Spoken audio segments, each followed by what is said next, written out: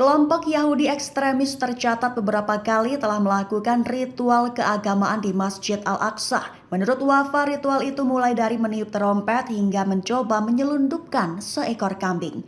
Dikutip dari Tribun News pada 23 April, penyelundupan itu dimulai saat kelompok tersebut menyebut diri mereka adalah Temple Mount atau Bukit Bait Suci. Sehingga sejumlah pemukim Yahudi itu masuk ke kompleks Masjid Al-Aqsa di Yerusalem pada Senin 22 April 2024 kemarin. Yahudi ekstremis tersebut mencoba menyelundupkan kambing demi ritual kurban mereka menuju perayaan Paskah Yahudi. Pendukung mereka percaya bahwa pengorbanan itu dianggap sebagai puncak dari ritual pendirian Temple Mount di lokasi Masjid Al-Aqsa. Namun diketahui polisi Israel justru telah menahan 13 pemukim ekstremis Yahudi itu saat ketahuan mencoba menyelundupkan kambing.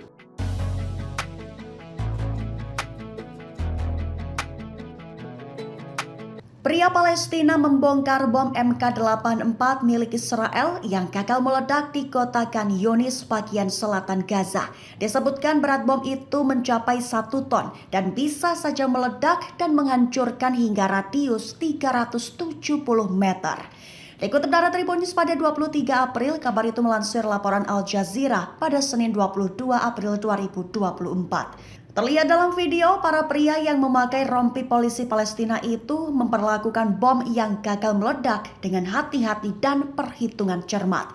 Bom dengan berat hampir 1 ton tersebut tadinya dalam posisi menyender ke dinding. Satu petugas kemudian memalu dinding dengan martil besar, sembari petugas lainnya menahan bom dengan menggunakan tali agar tidak timbul hentakan keras. Setelah dalam posisi rata, seorang petugas kemudian membongkar bagian tengah bom. Dengan hati-hati, ia memutar bagian tengah bom dengan putaran ke arah kiri, hingga tampak bulatan berwarna silver bertuliskan Electronic Bomb Vaults FMU 139. Perlu diketahui, efek kerusakan ledakan dari bom tersebut mampu membentuk kawah selebar 15 meter dan kedalaman 11 meter.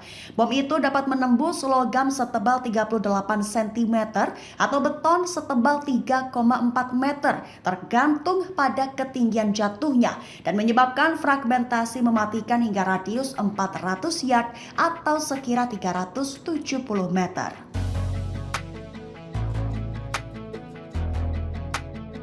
Pemimpin oposisi Yair Lapid mendesak Perdana Menteri Israel Benjamin Netanyahu untuk segera mundur dari jabatannya.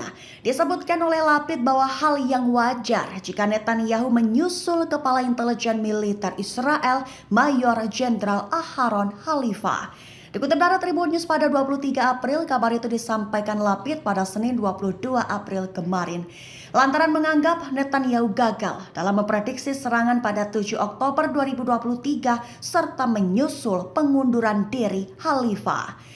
Menurut channel 13 Israel, dalam sebuah jajak pendapat pada Minggu 21 April, 2/3 warga Israel tidak mempercayai klaim Netanyahu, di mana negara mereka hampir mencapai kemenangan dalam perang yang sedang berlangsung di Gaza selama lebih dari 6 bulan lamanya.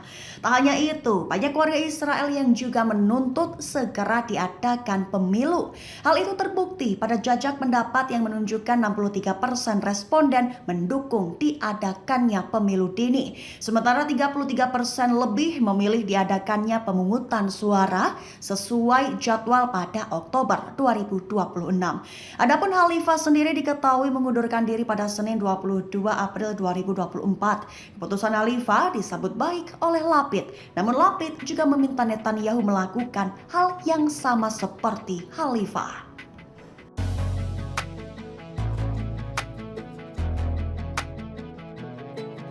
Yaman lontarkan pernyataan bernada ledekan saat kapal perang Jerman mundur dari Laut Merah.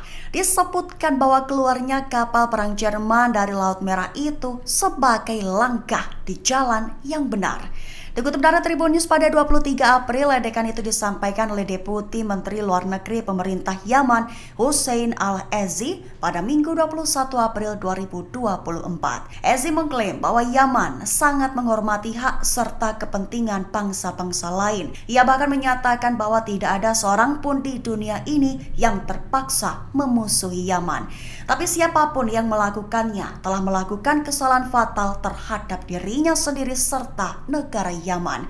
Ezzi menambahkan bahwa negara-negara lain juga harus mengikuti langkah Jerman, disebutnya juga demi menghormati Yaman.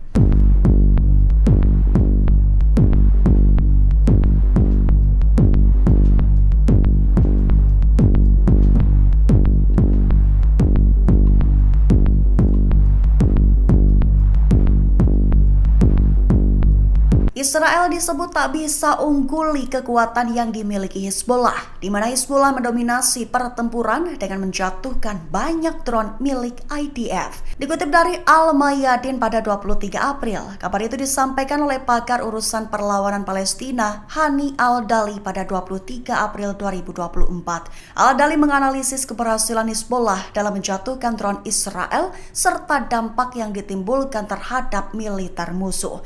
Ia menjelaskan bahwa Hizbullah secara horizontal dan vertikal memperluas operasinya dalam konfrontasi melawan Israel, serta mengirimkan pesan-pesan militer pendudukan yang tercermin di kancah politik dan medan perang. Al-Dali juga merespon soal Hizbullah mempublikasi rekaman video penembakan jatuh drone Israel. Disebutkannya bahwa hal itu membuktikan bahwa Israel tidak memiliki keunggulan dalam pertempuran udara atau pengintaian, serta Hizbullah sukses menghalangi Israel dalam mengumpulkan informasi mengenai kepemimpinan, faksi, dan kemampuan perlawanan. Ia menegaskan bahwa rekaman Hizbullah itu berdampak pada moral, militer, dan masyarakat Israel.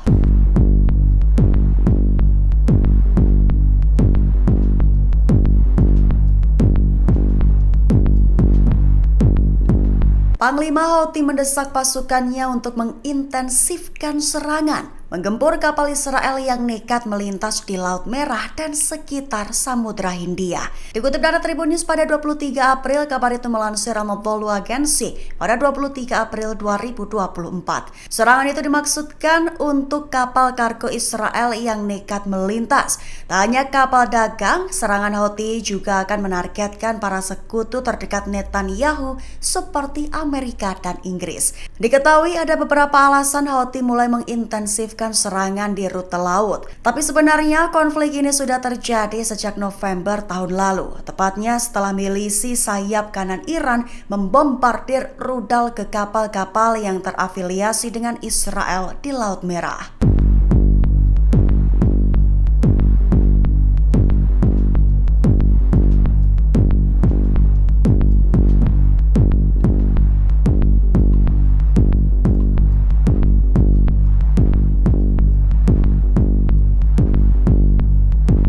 Download Tribun X sekarang, menghadirkan lokal menjadi Indonesia.